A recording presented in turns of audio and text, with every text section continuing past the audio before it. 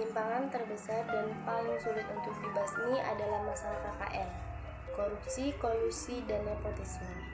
Masalah yang seolah-olah sudah menjadi penyakit mendarah daging di Indonesia ini. KKN dilakukan karena kurang adanya rasa nasionalisme dalam bangsa Indonesia dan tidak mengamalkan Pancasila dengan baik dan benar. Dalam kata lain, tidak boleh melanggar nilai-nilai yang terdapat pada Pancasila.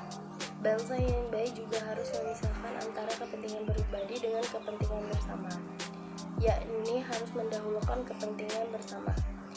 Tetapi dalam kehidupan seharian, sikap mengutamakan kepentingan bersama sangat susah dan hampir dikatakan mustahil untuk dihapuskan karena masalah pribadi, hubungan pertemanan, relasi, dan hubungan darah merupakan hubungan yang erat dan bahkan dapat mengalahkan rasa nasionalisme terhadap bangsa Indonesia.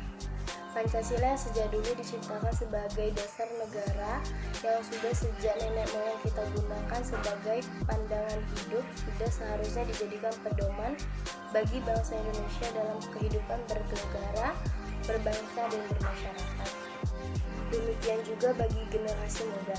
Pancasila yang dimulai kehilangan pamornya di kalangan generasi muda diharapkan akan muncul kembali kejayaannya jika generasi muda mulai sadar dan memahami fungsi Pancasila serta melaksanakan dalam kehidupan sehari-hari. Semangat nasionalisme dan patriotisme di kalangan generasi muda mulai menurun. Hal ini bisa dilihat dari banyaknya generasi muda yang menganggap bahwa budaya barat lebih modern dibandingkan dengan budaya sendiri. Generasi muda, terutama di kalangan mahasiswa atau pelajar, banyak mengikut budaya barat daripada budaya sendiri. Hal ini bisa dilihat dari cara bersikap, berpakaian, berbicara, sampai pola hidup yang cenderung meniru budaya asing daripada budayanya sendiri.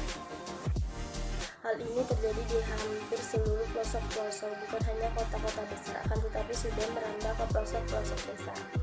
Akhir-akhir ini mulai banyak dibicarakan atau dipertanyakan tentang wawasan kebangsaan generasi muda. Banyak momentum dilakukan mulai dari seminar, lokal karya, sampai kongres Pancasila yang sampai sekarang sudah banyak dilakukan sebanyak 4 kali. Sikap nasionalisme bisa dimulai dari hal kecil saja, misalnya membuang sampah pada tempatnya. Dari hal yang sangat kecil tersebut dapat diambil keuntungan dengan lingkungan menjadi bersih dan terutama sungai menjadi bersih. Dengan kotornya sungai-sungai terdapat di kota-kota besar sekarang sangat menyusahkan bangsa Indonesia karena persediaan air bersih berkurang dan bertentangan dengan nilai-nilai Pancasila. Hal lain yang berkaitan dengan nasionalisme adalah mencintai produk Indonesia, membasmi KKN, memperbaiki sistem pendidikan, dan lain sebagainya.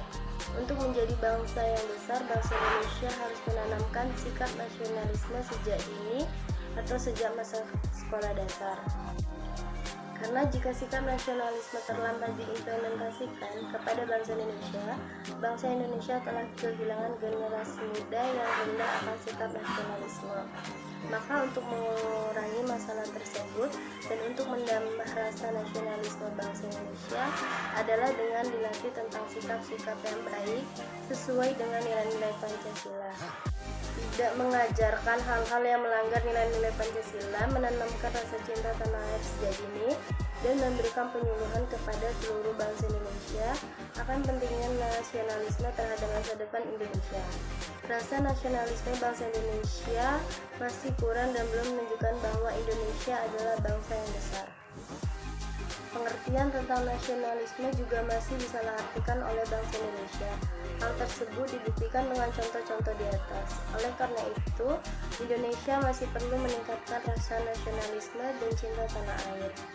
Karena rasa nasionalisme dan cinta tanah air sangat diperlukan untuk masa depan Indonesia yang lebih baik. Memupuk rasa nasionalisme generasi muda bisa dilakukan sejak dini. Sehingga lambat laun seiring dengan usia diharapkan rasa nasionalisme tetap bertahan pada diri bangsa Indonesia. Bisa dimulai dari kelompok terdekat, misalnya keluarga, karena keluargalah rasa cinta tanah air bisa dilatih sendiri.